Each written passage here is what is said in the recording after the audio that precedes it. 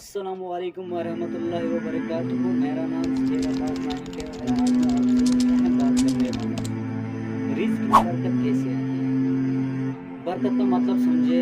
देखो भाई, बरकत का मतलब है थोड़े में भी अल्लाह ताला इतना दे दे कि काफ़ी हो जाए, खुशी भी दे, सुकून भी दे और ज़रूरत भी पूरी हो जाए। कुछ लोगों के पास पैसा तो बहुत होता है लेकिन उनका दिल परेशान रहता है, और बैज़ लोगों के पास थोड़ा ही होता है लेकिन उनका दिल मुतमईन होता है।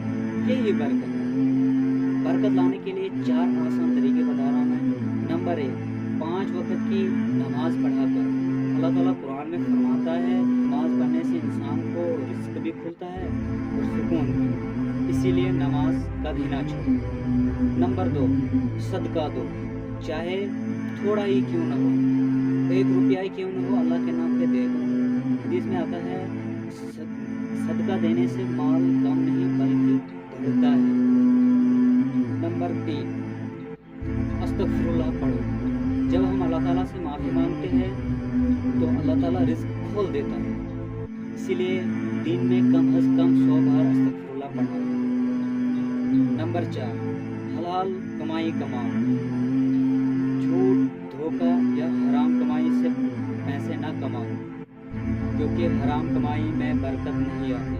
अल्लाह ताला हमें हलाल रोज़ी अता फरमाए और हमारे रिज़्क़ में बरकत अता फरमाए। अगर आपको ये वीडियो फ़ायदेमंद लगी हो तो दूसरों तक ज़रूर शेयर कीजिएगा। और